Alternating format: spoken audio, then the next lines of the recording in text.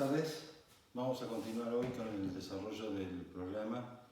Ya estarán anoticiados que he resuelto no tomar evaluaciones parciales. Lamentablemente no están dadas las condiciones para poder hacerlo. Esto era una decisión a cargo de cada cátedra y lamentablemente no tenemos posibilidad de hacerlo, básicamente por la insuficiencia de docentes, porque la idea lógica es tomar las evaluaciones por algún medio audiovisual, pero esto no es posible. Tenemos más de 500 alumnos anotados y solo somos 3 profesores, de modo que esto no es materialmente posible. Nosotros lamentamos mucho esta situación. Para nosotros es más fácil hacer un parcialito así nomás, con unas preguntas vía multiple choice, pero nos parece que eso no es serio y tratamos de ponerle seriedad. Por supuesto, todos sufrimos los problemas de la pandemia, todos estamos afectados. Yo sé que particularmente a algunos los afecta, a otros no tanto, porque el que tiene vocación de estudiar seguramente estará aprovechando este tiempo para adelantar y rendir varias materias, aunque sea como libre, cosa que les invito a realizar.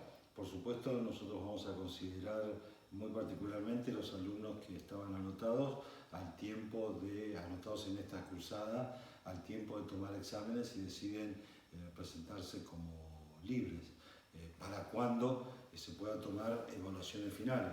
El criterio de la cátedra ha sido que así como no se pueden tomar evaluaciones finales seriamente, y por eso la universidad de hecho no lo hace, no lo ha implementado, tampoco, por lo menos en esta cátedra, en estas condiciones, lamentablemente no lo podemos hacer. Estaremos atentos a lo que puedan resolver las autoridades de la facultad en otro orden, pero que ya exceden al ámbito académico propio de esta cátedra. Así que bueno, continuaremos con el dictado del curso y traten de aprovecharlo. Nosotros, ni bien pueda ser viable las evaluaciones las vamos a realizar. Es nuestra obligación y nuestro deseo. No nos interesa en absoluto estar al frente de un curso de futuro incierto, pero lamentablemente esto nos excede y no somos nosotros los que podemos resolverlo. Bueno, yo voy a hablar hoy de la bolilla 10 del Poder Ejecutivo en las provincias. Como ustedes saben, nuestros sistemas constitucionales provinciales, todos, sin excepción, han adoptado sistemas presidencialistas, esto es, con un ejecutivo fuerte, por elección directa del pueblo de la provincia, generalmente en vuelta única, como sucede en Neuquén y en Río Negro. Hay pocas provincias donde hay segunda vuelta, una creo que es Tierra del Fuego, la ciudad autónoma que no es estrictamente una provincia, pero se le asemeja bastante, que es la ciudad autónoma de Buenos Aires, que también tiene el sistema de doble vuelta, y se me escapa alguna otra que en este momento no recuerdo. En nuestras provincias el gobernador gobernador y vicegobernador se eligen en fórmula. Antes de la reforma del 88, en Río Negro no existía el vicegobernador, perdón, era una particularidad, no era muy común esto, pero después de la reforma del 88 quedó establecido. Se eligen en fórmula, el vicegobernador reemplaza al gobernador en caso de ausencia hasta la finalización de su mandato, y si gobernador y vice tienen algún impedimento definitivo, muerte, destitución, renuncia, etc., son reemplazados por el vicegobernador hasta tanto, siempre y cuando no no falte más de un año en Neuquén y 2 años para concluir el mandato en Río Negro, en cuyo caso se debe convocar a elecciones para cubrir el cargo vacante por el tiempo que resta. El gobernador tiene básicamente el liderazgo político en el manejo de los asuntos del Estado, y esto tiene que ver porque es el jefe de la administración. Esto es, la administración es llevar adelante la actividad materialmente gubernativa y administrativa cotidiana, y es la que, tanto desde el punto de vista cuantitativo, yo no diría cualitativo, pero desde un punto de vista cuantitativo, es la mayor parte de la actividad estatal, es la gestión de la cosa pública. Ya verán definiciones más apropiadas y más certeras cuando vean derecho administrativo, pero esto resume básicamente la actividad del Poder Ejecutivo. En las provincias, en la nación, en realidad, propiamente, aunque esto a veces se olvida, y muy frecuentemente, a partir de la reforma de 1994, el presidente ya no es más el jefe de la administración pública, sino que es el responsable político de la administración pública, que es cosa distinta. El jefe de la administración pública es el jefe de gabinete, que puede ser removido por él, no solo por el Congreso, sino también y principalmente por el presidente, pero quien no puede, por lo menos en mi opinión, modificar, alterar los actos del jefe de gabinete. Esto no tiene mayor significancia cuando responden a la misma fuerza política, pero sí en épocas de crisis, porque la figura del jefe de gabinete, esto es la separación de la administración pública respecto de la dirección del gobierno, fue pensada, aunque no funcionó, no funcionó cuando se tuvo que dar la circunstancia, fue pensada para cuando el presidente pierde legitimidad política, poder desligarla de la administración cotidiana y que la gestión de la administración pública pueda seguir marchando. Pero bueno, en las provincias no existe estas figuras importadas del parlamentarismo y respetan todas este sistema presidencialista muy cerrado. En mi opinión, de esto he escrito hace mucho tiempo, me parece que las provincias en futuras reformas constitucionales deberían considerar otras formas de organización con mayores elementos del sistema parlamentario, siempre pensando en un ideal democrático, representativo y que promueva mecanismos de cooperación para el ejercicio del gobierno. Pero bueno, el gobernador, esta es la principal atribución, ser jefe de la administración. Yo le señalé en algún momento que el nombre del Poder Ejecutivo viene de la idea de que es el que ejecuta las leyes, de que pone en ejecución las leyes.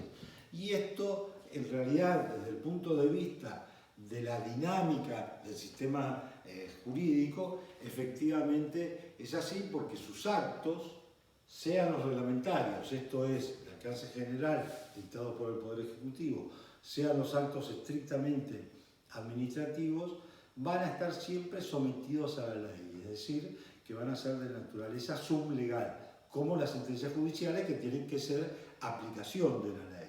¿Sí? La ley, en la jerarquía normativa, es inmediatamente le sigue la escala a la Constitución, y un escalón más abajo están los actos administrativos y las sentencias judiciales, que son aplicación inmediata de la ley, inmediata de la Constitución. Yo suelo insistir en esto porque aquí se dan una discordancia, ¿no? Que también, y de forma mucho más acentuada, se da a nivel nacional, que es que normalmente el liderazgo político está en el presidente de la nación. Sin embargo, sus actos son de naturaleza sublegal, y muchas veces, por cuestiones del diseño del sistema electoral, el gobierno no tiene mayoría en las cámaras del Congreso, aunque tenga amplia mayoría en la sociedad. Es lo que sucede en este caso en la provincia de Neuquén, por ejemplo, que un gobierno que ganó con amplia mayoría no tiene mayoría propia, aunque la consigue normalmente con los aliados. Nunca ha sido un problema para el gobierno conseguir mayorías, pero lo cierto es que el propio partido de gobierno no tiene mayoría propia en la legislatura. Lo deseable, en mi opinión, es que un gobierno cuyo gobernador tiene más una amplia mayoría, esto se vea reflejado también en la Cámara de Diputados.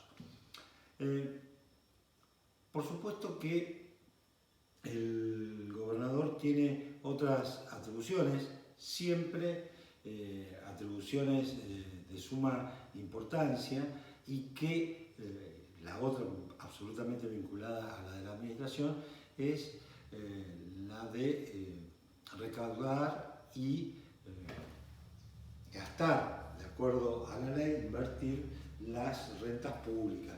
Es decir, el manejo del dinero del Estado está en manos del Poder Ejecutivo, por supuesto, a través de toda su organización, que es una organización jerárquica, es una organización de tipo piramidal, donde el vértice superior es el gobernador de la provincia.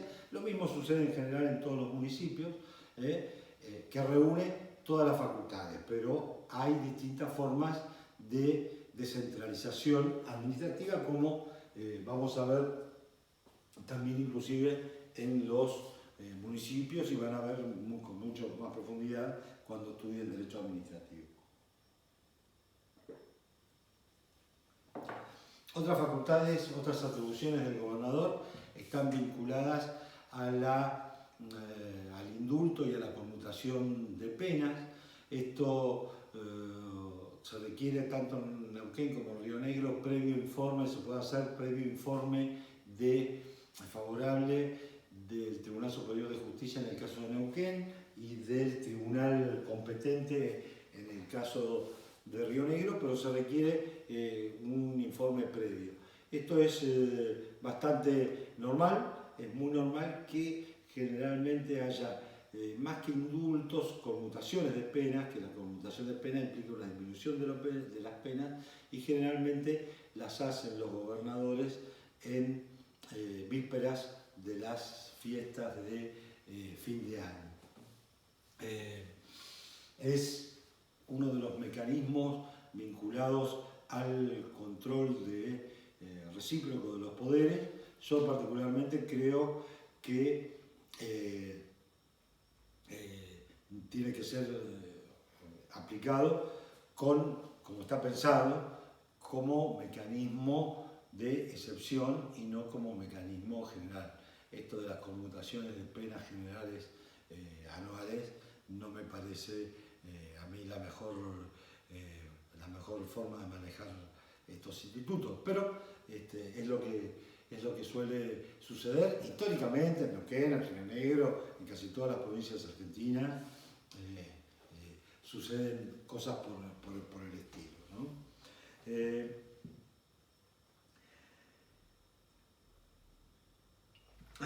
El tema de la duración del mandato.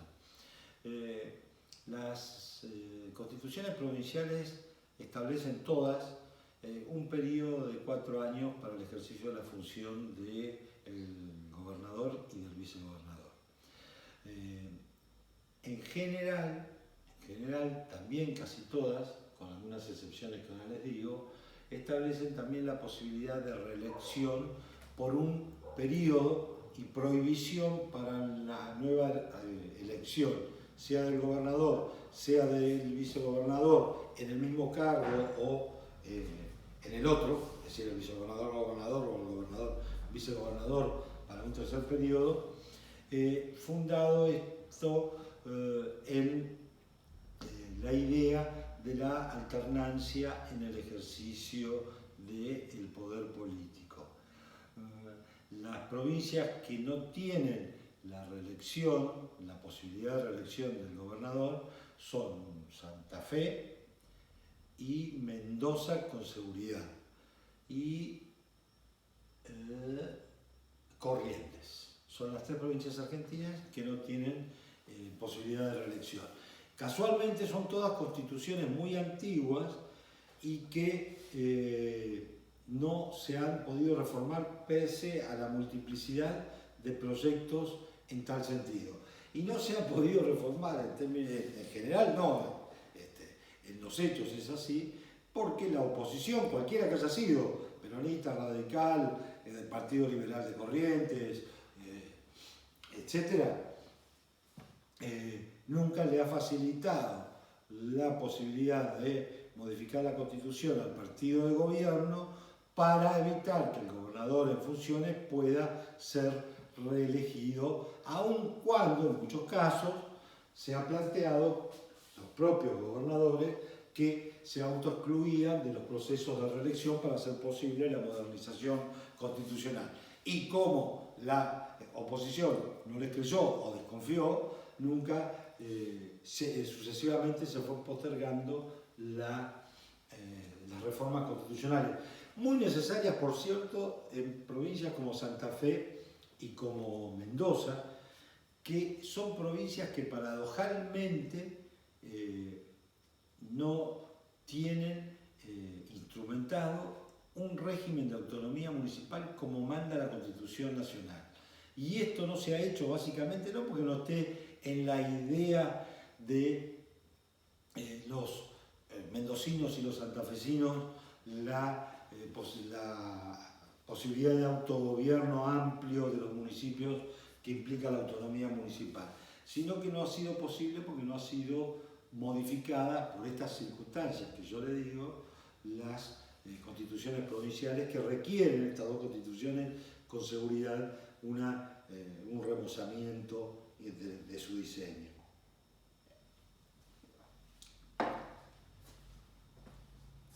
Había muchas otras provincias que no tenían la reelección inmediata, como por ejemplo el caso de la provincia de Neuquén.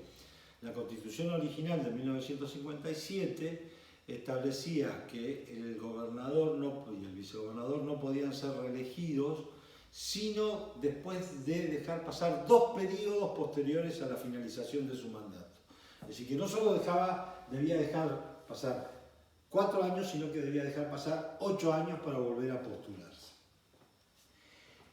La Constitución de Neuquén fue modificada precisamente para permitir la reelección del gobernador.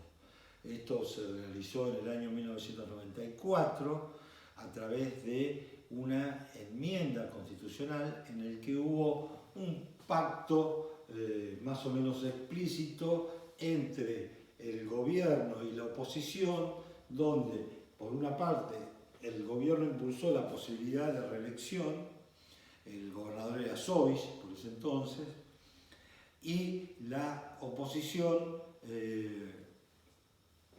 no se opuso, o acompañó o no se opuso con firmeza, porque el intercambio político estuvo dado por el cambio de sistema electoral para asignar las bancas legislativas, que era de mayoría de lista incompleta. Hasta entonces había 3/5 de los diputados eran del partido de gobierno, se aseguraba la mayoría del partido de gobierno, y 2/5 al segundo. El tercero, cuarto y demás quedaban sin representación, y entonces se producía también una disfuncionalidad, si bien se aseguraba el ejercicio del gobierno, la oposición no era lo suficientemente representativa y a lo mejor cuantitativamente representaba más de lo que las bancas reflejaban. Entonces se cambió a un sistema de representación proporcional y con la posibilidad de reelección del gobernador y vice por un periodo.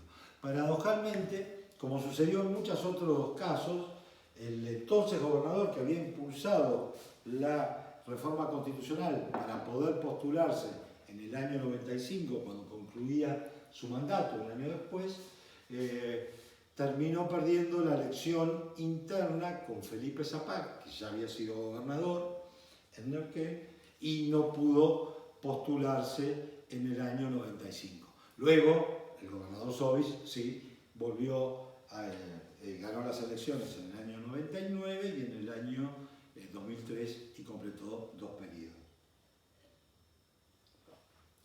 Miren, todos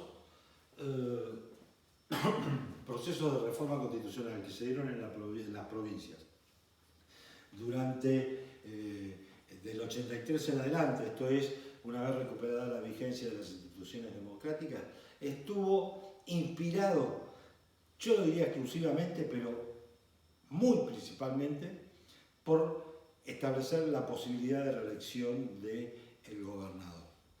Y yo debo reconocer que he cambiado de opinión con el transcurso del tiempo.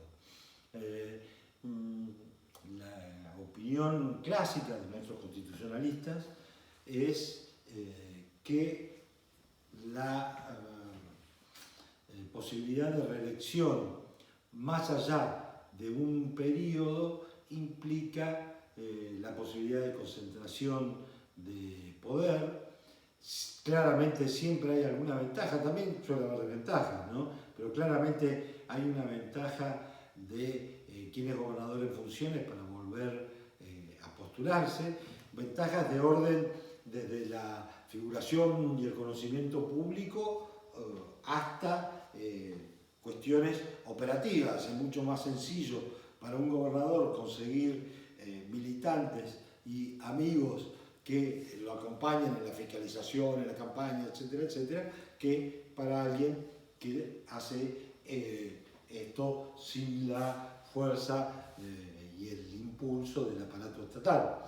Entonces, se dice desde este pensamiento clásico que se promueve el personalismo, el caudillismo y que el gobernador tiene ventajas y que es consustancial al sistema democrático la alternancia en el ejercicio del poder. Y esto se lo suele confundir, este argumento, con el sano principio republicano de la periodicidad en el ejercicio de las funciones.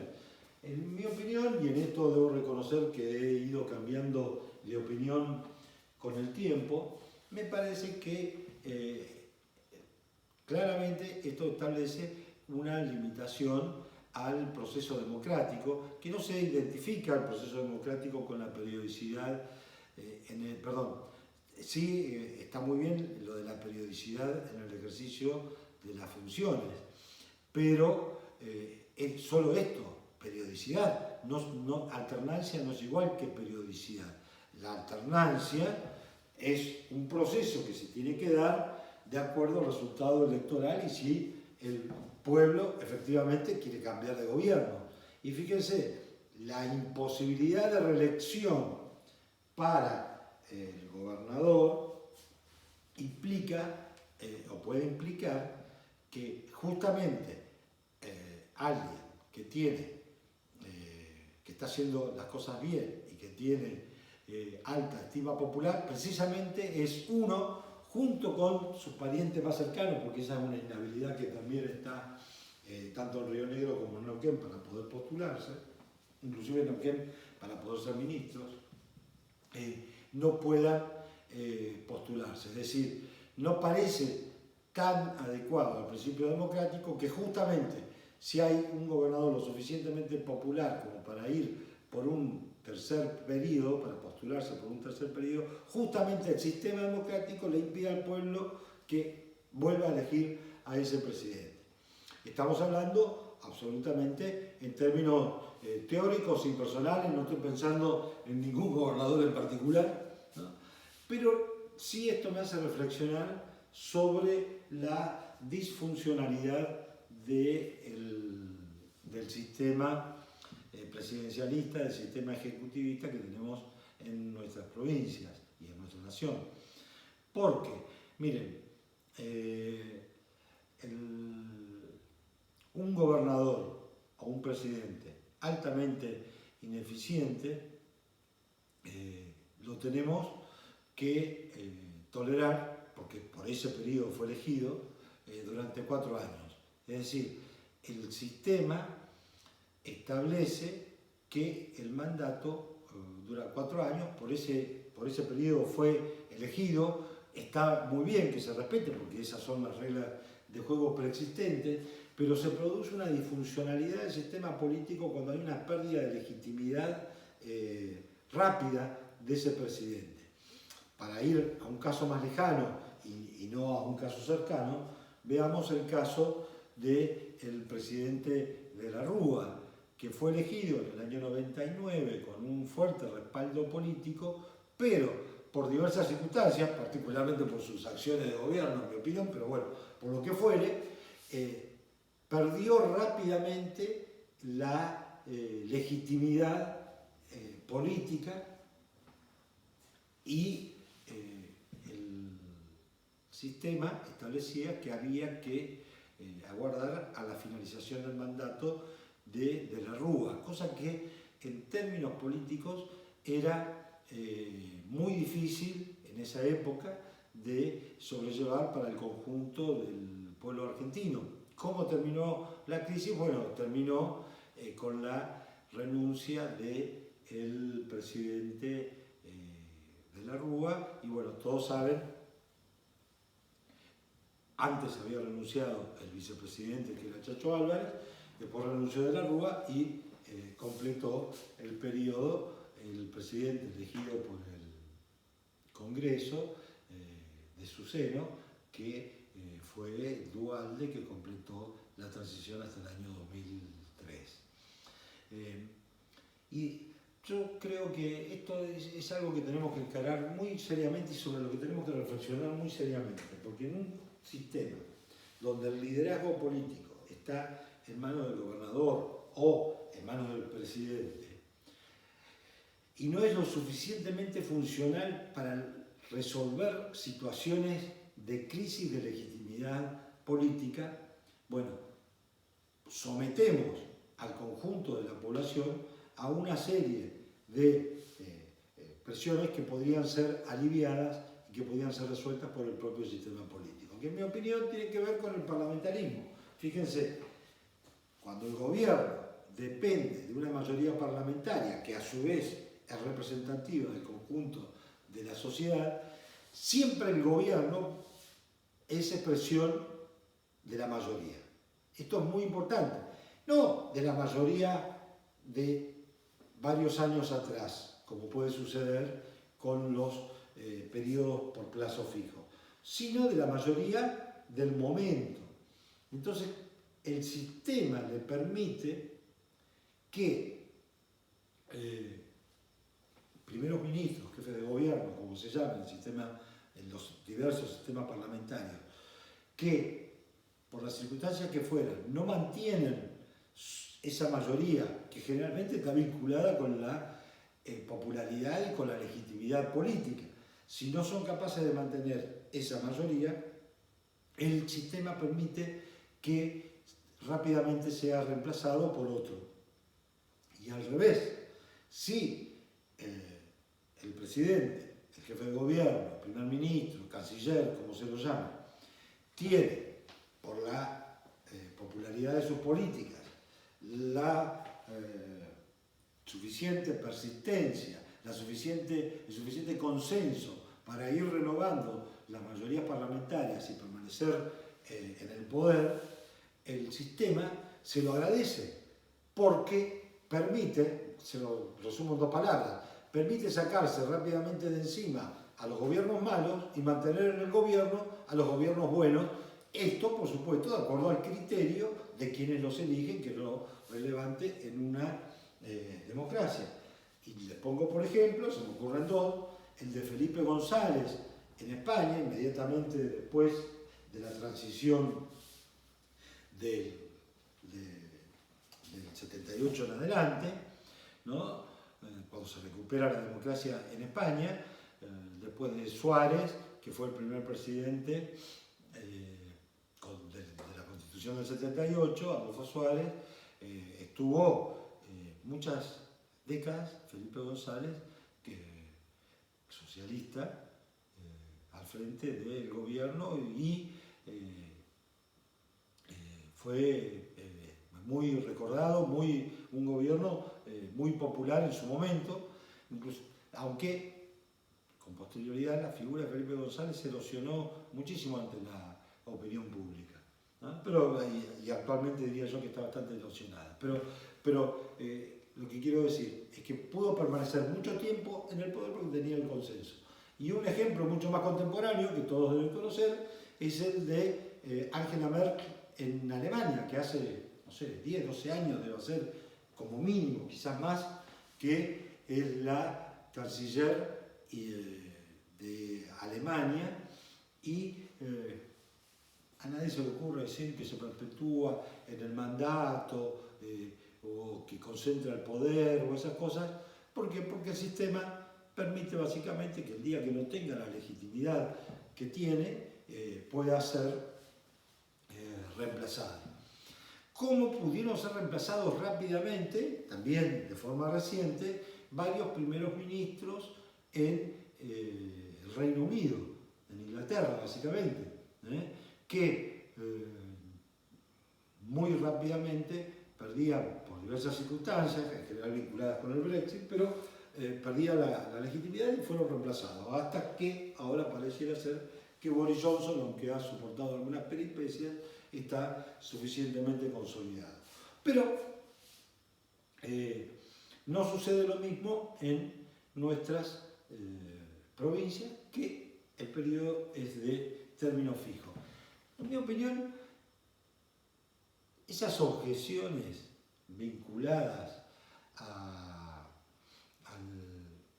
los inconvenientes que acarrearía la reelección podrían ser o serían coherentes si fueran válidas para X número de periodos de reelección, para la reelección indefinida o por 1, 2, 3, 4, 5 veces la que fuera. Sin embargo, los que hacen esta crítica dicen, bueno, pero una sola vez sí puede ser. Digamos que se establece una excepción a todas las objeciones al principio. Me parece que ahí hay una incoherencia lógica en el razonamiento. Por supuesto que esos peligros que se advierten efectivamente existen. Efectivamente, el que está en el gobierno tiene ventaja. Efectivamente, el que está en el gobierno puede conducir a la personalización.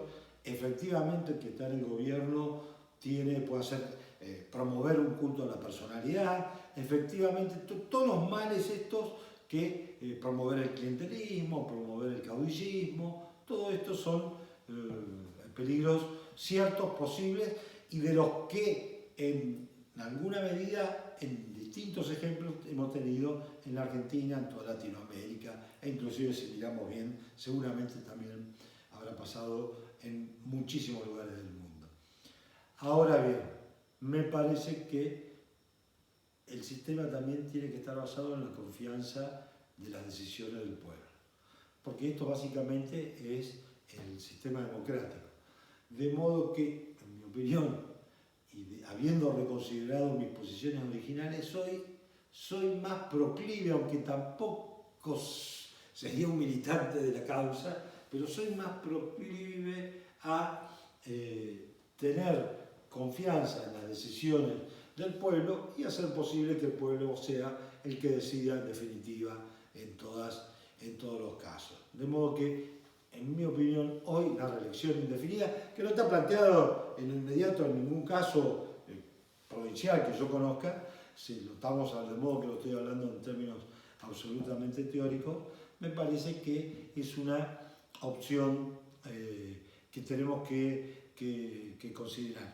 Creo yo que más problemas nos trae los controles a la mayoría que los controles a las minorías que los controles a las mayorías. Esto me hace acordar a una vieja frase, ¿no?, que se utiliza también para justificar el control a los parlamentos, básicamente el control judicial de constitucionalidad, cuando se dice la tiranía de las mayorías, ¿no? Como si la mayoría no fuera expresión democrática de la voluntad popular. Y en términos comparativos, en que haya comportamientos que sean objetales de la mayoría, no cabe ninguna duda que las tiranías peores son efectivamente la tiranía de las minorías, que son tiranías por definición, porque es el gobierno de los menos sobre los más, ¿no? Entonces, en definitiva, el gobierno de los menos sobre los más es siempre poco valioso en términos si tenemos una concepción democrática, que no hay por qué tenerla, ¿no? Esa es la mía, la que tiene seguramente la mayoría de los argentinos, pero tampoco necesariamente hay que tenerla. De hecho, hay muchos que la democracia no le parece un sistema eficiente ni un sistema apreciable, y que aunque por ahí se disimula un poco porque queda feo oponerse al sistema. Pero bueno, básicamente esto son las condiciones de elegibilidad, las atribuciones principales y la problemática de la reelección del gobernador y vicegobernador. En el segundo videito, que a continuación vamos a seguir, va a tratar sobre otras cuestiones básicamente vinculadas en la relación entre el Poder Ejecutivo y los demás poderes. Seguimos en el próximo video.